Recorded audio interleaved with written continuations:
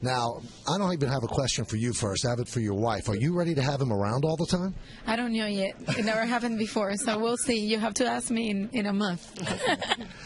This is about the time you'd be getting ready. It's about 26 days of pitchers and catchers. How are you going to get past that day, Jorge, when for the last 17 years, big leagues, you're going to spring training? Is that going to be difficult? Yeah, I think it starts a little earlier. You take about a month off and you start working out, and it was tough for me, to work out and get prepared for another season. I didn't see it in me, and I knew then that I need to make the right decision and retire because I wasn't getting prepared for another season. But spring training is going to be tough for me.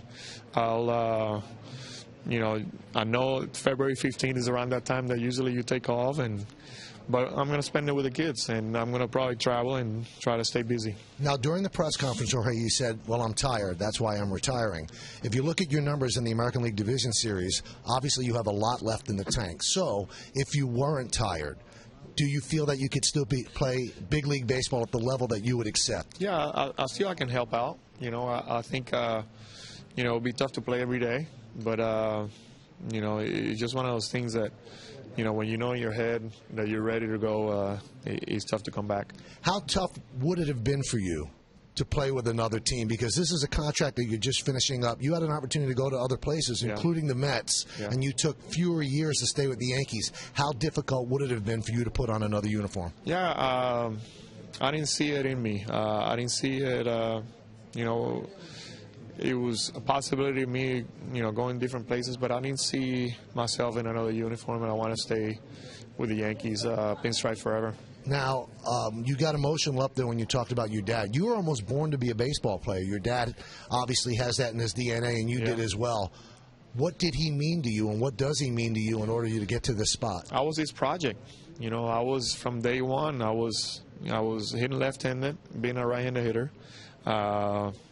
He taught me everything. I couldn't play another sport. All this work that he had me doing, painting the houses and bringing dirt and bringing it back to the house, all just wanted me to get stronger. It was like, I felt like the movie Karate Kid. That's how I was. That's how I grew up.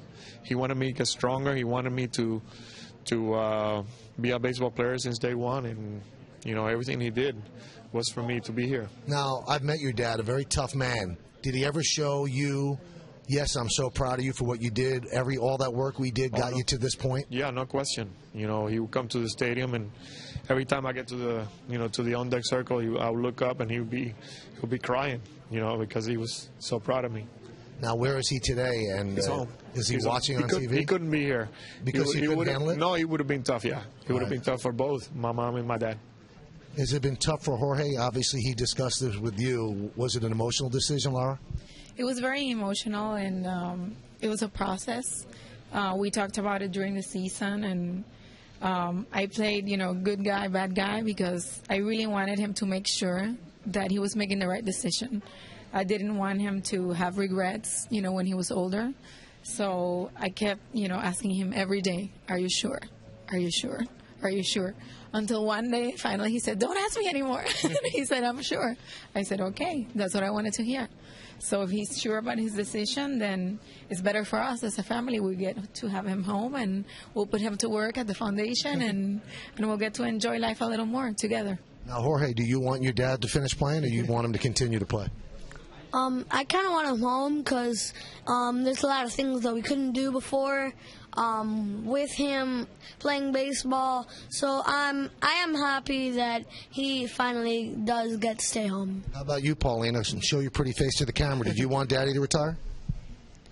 I do, but at the same time, if I get my grades home, like a report card, if I show my mom, and I get a bad grade, let's say I already got the lecture from my mom, then I get it from my tutor, then I need to get it again from my dad, and I don't really, get it that much. I think you might want to reconsider, Jorge. Too many lectures. You don't want that. All right, what's next for you? A lot of people say you have managerial timber, we might have a spot for you in the Yes Network booth with O'Neill. What's next for you? I don't know. I'm going to take it easy. You know, I'm going to travel. I'm going to spend a summer that I haven't had in a while. I haven't had a summer with them at all. And see what happens. Really, I don't see myself doing anything right now. You know, we'll see what happens. You know, later on. Now, O'Neill once told me I'd never broadcast. Could you ever see yourself broadcasting? I don't know. This is tough for me. You know, and we'll see. I would like to teach. You know, and we'll see if I can get a chance to do that. Now, when you look at Derek Jeter, who we just spoke to, he had told me about a week ago, every single day in his big league career, when he was on the big league roster and you were healthy as well, breakfast and lunch on the road every day with Posada. Every day. What's he going to do? I don't know. He's going to have to find somebody to go with. Probably his family. I don't know. It's going to be tough for him. Hopefully, you know, I'm a phone call away.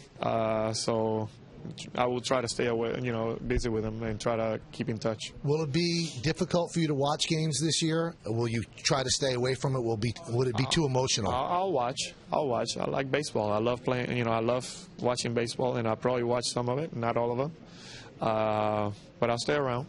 Was it difficult for you this year, Jorge, learning to DH and not having the opportunity to catch? Yeah, that was tough times. You know, I felt like I got demoted. You know, I felt like you know, I never got the chance to fight for my job, and that was tough.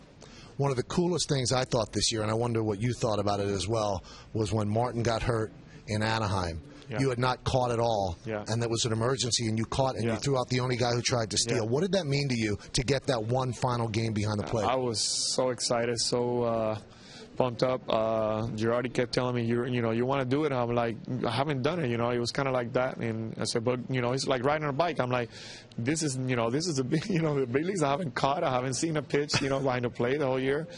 But I got back there, and you know, like you said, and I felt comfortable. I felt like I belong. And Derek said the best thing after the game. He said, you know, this is what the furniture should look at the house. He felt like Jorge was in the right spot, you know, like, you know, he felt like he was at home moving furniture around, and I was at the right spot. And another cool thing this year was when you got the opportunity to play second base. What did that mean to you? Because he came full circle. It was kind of closure. Yeah, that one I felt like a fish out of water. You know, it was all good when I was talking about it in the dugout, but when I got out there and I looked, you know, on this side of the, you know, I was doing first base, but second base was just completely different. I felt like, where am I? What am I doing here? I knew I was going to get a ground ball here, you know, so I just said, get a ground ball, just throw it to first base. Don't worry about it. So I tried to throw it so hard, I threw it in the ground.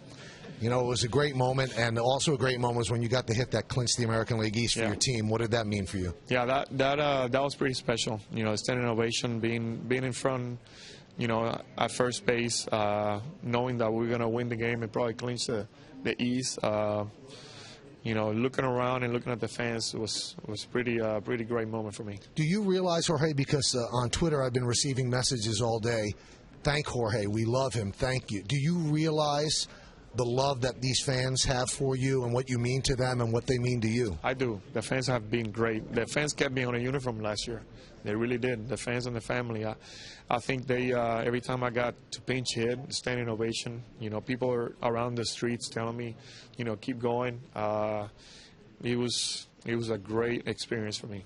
One interesting thing in the press conference before we wrap this up, you kind of left the door open for a Michael Jordan. You wouldn't give 100%. What would get you back in uniform? No, I'm gonna spend the time at home. Hopefully we'll go to the Olympics and spend it with the kids. Never had a summer with them, so looking forward to that. You know what? You've done this uniform proud, and I know what the legacy means to you, and also being part of that catching lineage as well. A proud Yankee, and we thank you for everything you've done for us and the Yes Network, and for the Yankee fans as well, and you as well, Laura. Thank you for everything.